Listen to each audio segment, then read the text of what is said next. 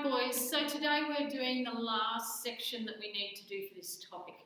It's called rationalising the denominator. So you could just learn how to do this, but it needs to make some sense to you.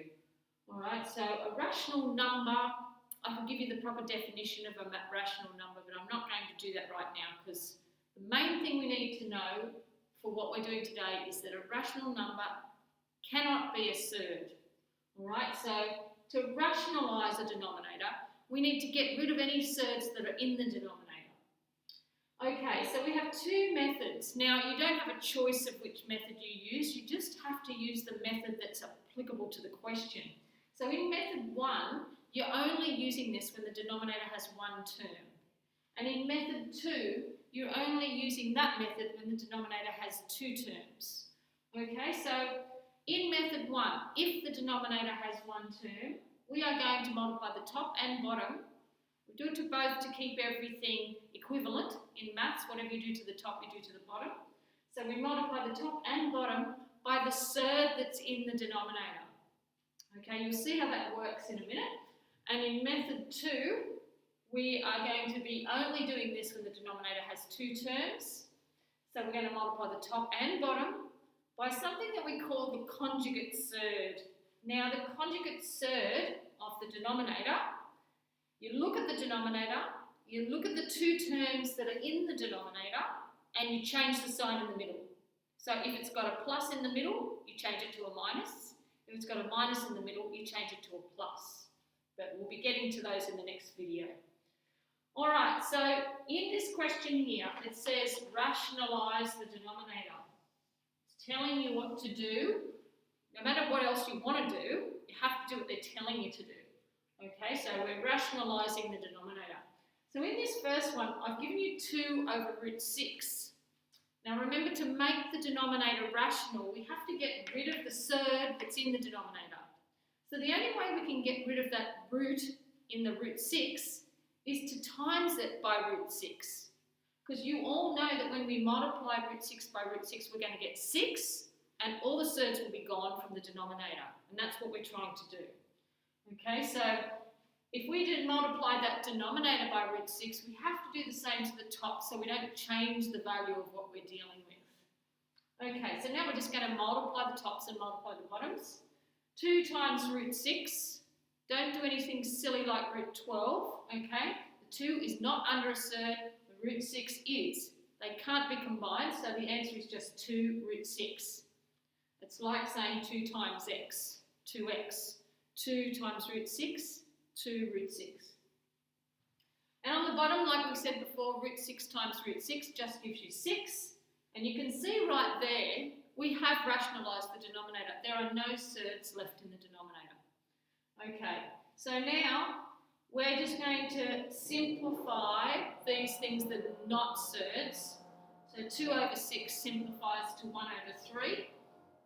And then in the end you can get rid of that 1 and your answer is root 6 on 3. Okay, the next question, we're looking at 1 over 2 root 3. Now, when we look at that, we're just trying to get rid of the surd in the denominator. So the surd in the denominator is root 3. So to get rid of that, to try and get rid of the surd there, we just need to times by root 3. Okay, so we're going to times that by root 3, and we know that that's going to make root 3 times root 3 become a 3, and that will get rid of our surd, which is the whole idea of these questions. Whatever you do to the bottom, you do to the top, so we're timesing both of them by root 3. Times your tops, and you get 1 root 3, or just root 3 if you like. And times your bottoms, and we've got 2, that stays. Root 3 times root 3 is 3. So just multiply the numbers on the bottom, and we have 1 root 3 over 6. Get rid of your 1, and your answer is root 3 over 6. Now, looking over at the other ones.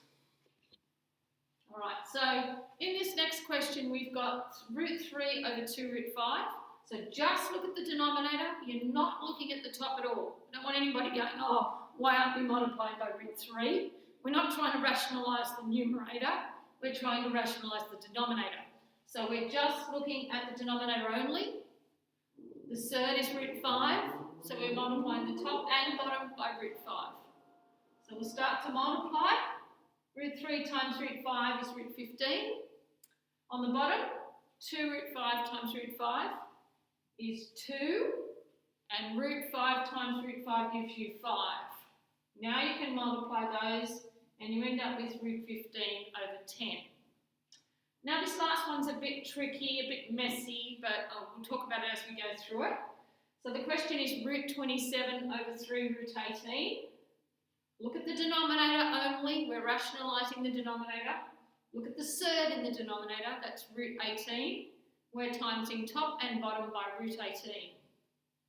Alright, now, we could just start to do this multiplying if we like, and you'll probably get away with it to a point. But I want to see if we can just remember how we're simplifying surds and not rely so much on our calculator.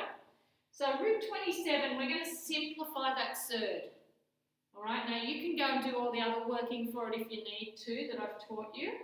But the perfect square that goes into 27 is 9. So we're going to write it as root 9 by 3.